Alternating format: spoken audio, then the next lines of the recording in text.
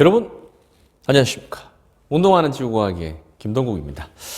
자, 오늘은 또 천문학 저번 시간에 이어서 이제 HR도로 별을 분류를 해봤는데, 그럼 걔들은 결국은 별의 진화 과정의 하나다. 그래서 오늘은 별의 진화 과정에 대해서 한번 살펴보도록 하겠습니다. 아주 중요하죠. 뭐 시험에 거의 나온다고 보고 문제를 풀어야 될 것 같죠. 별의 진화 과정에 한번 살펴볼 건데, 이때 별의 이 진화는 결국은 이제 태양의 질량을 가진 애들은 이제 앞으로 어떻게 될 것인가, 그러니까 우리 태양이 이제 앞으로 어떻게 변할 것인가에 대해서 한번 설명을 해보도록 하겠습니다. 자, 첫 번째, 별들이 어디서 탄생을 하느냐 하면 일단은 성운에서 탄생합니다. 성운은 뭐냐 하면 별구름이라고 이야기를 해서 그냥 근데 먼지들이 이렇게 모여있는, 조금 더 밀도가 더 커서 모여있는 곳입니다. 그러면 그 지역 중에서 어느 한 곳이 밀도가 조금 높은 곳이 있을 거잖아요. 그러면 걔들, 이 성운은 주변 이 다른 애들보다 밀도가 약간 더 커. 근데 온도는 아직 되게 낮아. 근데 어느 한 지점을 통해서 얘들이 자꾸 모일 거야. 왜? 중력에 의해서. 그래서 서로 모이면서 중력에서 자꾸 모이다 보면 수축을 하게 되잖아요. 그때 이 나오는 게 누구냐면은 원시성입니다. 자, 그 원리가 어떻게 되느냐 하면 성운들이 자꾸만 수축하면서 자꾸 쪼그라들기 시작하면 결국은 밀도가 점점 커지게 되고, 자꾸 모이게 되면 결국은 온도가 어떻게 돼? 커지는 거지. 온도가 되게 높아지는데, 이때 온도가 약 1000K 정도가 되면 결국은 뭐가 방출되느냐면 가시광이 방출할 수가 있습니다. 그래서 그때부터 별이라고 부르는 거죠. 그래서 온도 1000K가 되면서 가시광이 방출되는 거야. 그래서 결국은 원시성, 즉 별이라고 부르는 단계로 넘어가는 거죠. 그 다음에 이제 그래도 수축을 계속 할 겁니다. 그래도 수축을 계속 하다 보면 중심부의 온도가 수축하면서 계속 수축하면서 온도가 계속 높아지게 될 거거든. 그러면 그때 중심부의 온도가 1000만 K가 되는 순간 뭐냐? 폭발하기 시작합니다. 누가? 수소가. 즉 우리는 그때를 뭐라고 부르냐면은 수소핵융합 반응이라고 부른다. 즉 수소가 타기 시작합니다. 즉 수소가 뭘로 바뀐다? 헬륨으로 바뀐다. 수소 4개가 모여서 질량 2인 헬륨으로 변신. 그 단계를 우리가 뭐라고 부르냐면은 바로 주계열성이라고 부릅니다. 아주 중요하죠. 그래서 이 중심부에서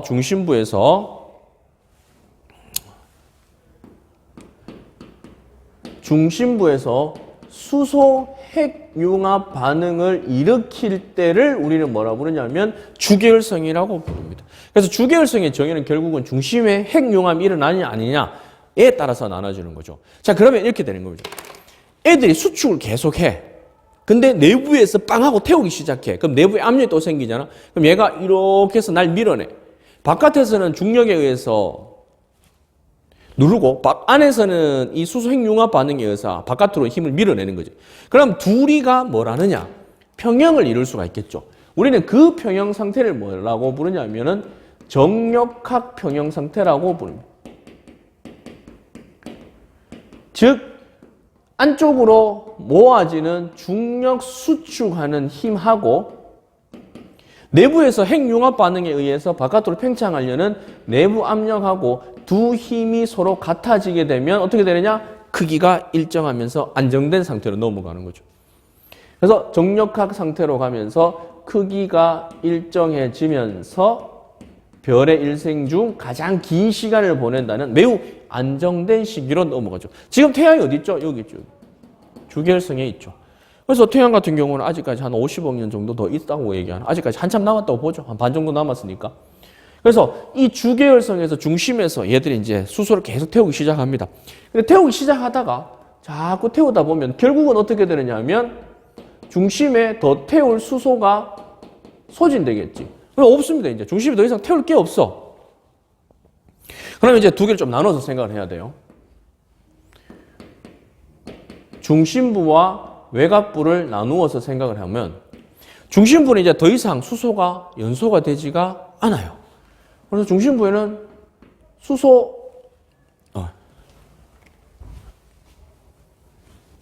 수소가 아이고 글자 잘 안 나오네. 수소가 더 이상 연소가 되지 않습니다.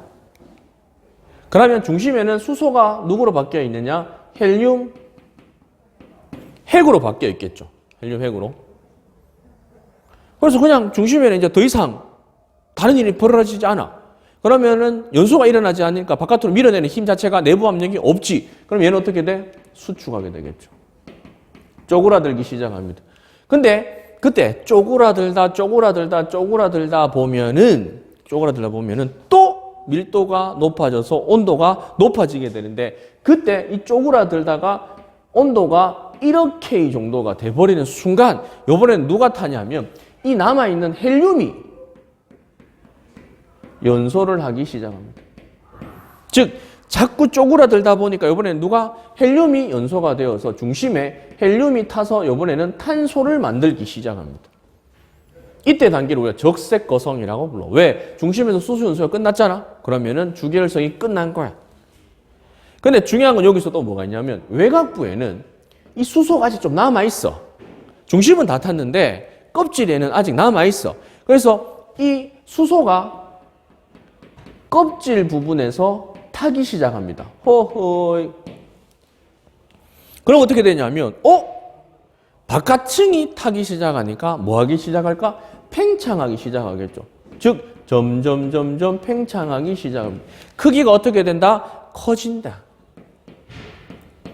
자, 우리 여기서 한번 살펴볼까요? 자, 크기가 커졌어. 그러면 광도는 광도가 어떻게 될까? 커지겠지. 그런데 중요한 건 연소가 끝났기 때문에 표면 온도가 낮아져. 우리가 표면 온도가 낮으면 색깔이 뭔 색깔이지? 빨간색으로 가서 적색을 띠게 되면서 크기는 큰데 빨간색으로 빛을 발한다. 우리는 적색 거성이라고 부른다 이 말이에요. 그것이 적색 거성입니다. 되게 단순하죠. 왜 적색 거성이라고 부르는지 이해할 수 있겠죠. 자, 그럼 이 단계를 계속 지나가. 없어서 저 밑으로 가겠습니다. 자, 이 단계를 지나서 계속 가다 보면 또 아까하고 똑같이 중심부와 외곽부를 또 나눠서 한번 생각을 해볼게요. 노란색으로 써야 되겠네. 자, 중심부에서 1억K에 해당하는 애가 헬륨이 연소가 다 되어서 없어져 버리면 결국은 헬륨도 다 소진돼 버리면 누가 남느냐 하면 탄소로 이루어진 핵이 남습니다. 얘는 이제 더 이상 태양 질량에서는 더 이상 연소가 되지 못하고 계속 쪼그라들고 이게 계속 쪼그라드는 거지.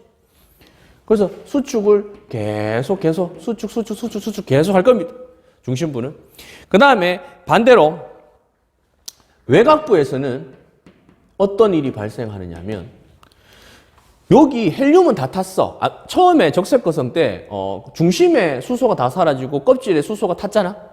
근데 이번에는 이제 헬륨까지도 중심이 다 탔어. 근데 외곽부에는 수소도 남아있고 헬륨도 남아있어서 얘들 둘이가 껍질에서 뭐 하는데 연소를 합니다. 껍질에서 연소가 일어나는 거죠. 그럼 또 어떻게 돼? 얘들 팽창하게 되겠죠. 껍질이 왜? 연소해보니까 내부 압력에 의해서 팽창을 하게 되는데 그때 여기서 중요한 거 또 너무 커져 버렸어. 그럼 밀도가 작아져서 온도가 낮아지는 거지. 그러면은 쟤들을 연소시킬 수 있는 온도가 안 되는 거야. 그럼 어떻게 돼? 연소가 꺼집니다. 그럼 더 이상 그러니까 애들이 연소가 되지 않아. 그럼 어떻게 될까요? 다시 쪼그라들겠죠. 수축하겠죠. 쪼그라드니까. 근데 수축을 하다 보면 다시 온도가 높아졌어. 그럼 어떻게 돼? 다시 연소가 일어나죠. 껍질에서. 그럼 아이들 다시 커져. 근데 또 너무 커졌어. 그럼 온도가 또 연소가 안 되는 거야. 그럼 다시 쪼그라들고 팽창과 수축을 계속 반복을 하게 됩니다. 그래서 팽창과 수축을 계속 반복을 하게 되는데 이때 이 팽창과 수축을 계속 반복하는 요 단계를 우리가 뭐라고 부르냐면은 맥동변광성이라고 부릅니다. 변광성, 밝기가 변한다. 맥동, 움직여, 우리 여기 맥 짚는다고 얘기하죠. 주기적으로, 딱, 주기적으로 변하는 변광성. 그래서 우리는 뭐라고 부른다고? 맥동변광성이라고 부른다, 이 말입니다. 그래서 맥동변광성 같은 경우는 방금도 이야기했지만은 크기와 광도와 온도가 주기적으로 일정하게 변하고 있는 것을 맥동변광성이라고 불러요. 그때 이 팽창을 할 때 외부로 푹 팽창을 하면서 뻥뻥 하면서 자기가 가지고 있는 물질들을 바깥으로 막 이렇게 방출을 할 수 있잖아요. 그래서 이 팽창하면서 자기가 가지고 있는 물질을 바깥으로 방출을 하게 되는데 이 방출할 때 얘를 우리는 뭐라고 부르냐면 행성상 성운이라고 부릅니다. 자, 그러면 행성상 성운으로 물질을 자꾸 방출 다 시켜버려. 그럼 껍질에 있는 애들 막 다 날리고 나면 결국은 뭐가 돼? 아무것도 없어져. 그럼 결국은 남는 건 뭐가 남아? 얘만 남아. 핵만 남지. 어떻게? 되게 쪼그라진 상태에서. 그래서 이 쪼그라진 계속 수축을 하다가 더 이상 수축을 못하게 되는 단계까지 가버리면 얘는 끝나버리죠. 그거를 우리가 뭐라 부르냐면 백색외성이라고 부릅니다. 별의 태양 같은 별들의 가장 진화의 맨 마지막 단계로 이제 백색외성을 부르는 거죠. 이게 별의 진화 과정이 끝입니다. 별의 진화 끝이에요. 살펴보면 이제 성운에서 별이 탄생하는 거지. 성운에서 온도가 어느 정도를 되면 원시성이 탄생합니다. 왜? 가시광선 영역에서 방출하니까 빛을 발하니까. 그럼 원시성에서 자꾸 쪼그라들다 보면 중심부의 온도가 만케가 되면 천만 K가 되면 수소 핵융합 반응이 일어나서 주계열성이 되고 중심에 수소가 연소가 끝이 나게 되면 외곽부에서 껍질이 연소를 하면서 부피가 점점 커집니다. 크기가 커져서 우리는 적색 거성 단계로 넘어가고 그러다가 자꾸 헬륨까지 다 타고 나면 이제 핵이 수축해서 백색외성이 되고 껍질은 이 연소가 되면서 팽창과 수축 즉 맥동변광성을 하면서 이 팽창할 때 물질들을 자꾸 방출하는 즉 행성상 성운을 만들어내고 그러면 애는 결국은 물질 다 날리고 나면 남았는 백색 외성으로 뭐 하는다? 삶을 마감한다. 이렇게 되는 거죠. 자, 그럼 여기에서 이게 태양 같은 질량은 요렇고 만약에 이제 질량을 조금 나누어 보면 중심 핵의 질량이 태양과 비교했을 때 이제 날리고 이 물질을 방출을 다 하고 남았는 이 중심의 핵이 태양의 질량의 몇 배이냐에 따라서 좀 나누어지는데 만약에 1.4보다 크거나 자 요렇게 표시하면 태양 질량입니다. 그다음 또는 3보다 크거나 해서 경우의 수를 두 개로 한번 나눠보면 만약에 1.4보다 작을 때는 어이구 쌤이 여기 지금 칠판을 너무 써가지고 다시 좀 쓸게요. 여기 지금 여기 얘를 지울 뻔했어. 자 여기다 다시 쓸게요. 물질을 다 방출하고 남았는 이 중심 핵의 질량이 1.4보다 크거나 3보다 작거나 클 때 나눠보면 1.4일 때는 4보다 작을 때는 얘는 백색외성으로 진화해서 생을 마감해. 그 다음에 1.4에서 3 질량 정도 되면 이것도 사실 엄청 질량이 크거든. 얘들은 누가 되느냐면 중성자별. 그 다음에 중심의 질량이 3보다 더 크다. 그럼 얘는 결국은 우리가 흔히 알고 있는 블랙홀이 되는 거죠. 이게 별의 진화 과정입니다. 되게 간단하죠? 자, 여기에서 이제 이런 경우가 있습니다. 만약에, 우리가 중심의 이 질량에 따라서 태양 같은 경우는 중심의 핵이 이제 탄소에서 멈추는데, 만약에 얘보다 더 크다? 그러면은 탄소도 연소할 수 있습니다. 그래서 탄소도 연소되고 CNO로 이렇게 해서 쭉 넘어갑니다. 결국은 최종 단계에서는 중심 핵은 철에서 멈춰요. 철에서 멈추는데 우리 지구상에 철보다 더 무거운 원소들이 많잖아. 걔들은 어디서 만들어지냐면 이 물질을 방출을 할 때 또는 우리가 이 블랙홀을 만들 때는 갑자기 뻥뻥 터지는 우리가 초신성이 발생할 수 있거든요. 그럼 엄청난 에너지가 나와. 그때 철보다 더 무거운 원소들이 합성이 되어서 우주 공간에 있습니다. 그러니까 더 무거운 원소가 그렇게 형성이 되는 거죠. 자, 이렇게 해서 오늘은 이제 별의 진화 과정에 대해서 한번 살펴보도록 하겠습니다. 자, 오늘은 여기까지요. 조금 사실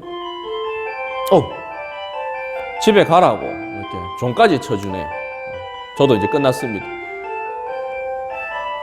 별의 진화 과정은 사실 이렇게만 알면 모든 문제 다 풀 수 있을 것 같아요. 한번 보시고 자기가 필요하면 조금 챙겨서 이제 공부를 좀 더 열심히 할 수 있도록 하겠습니다. 자, 오늘은 여기까지 운동하는 지구학의 김동국이었습니다. 다음에 봐요.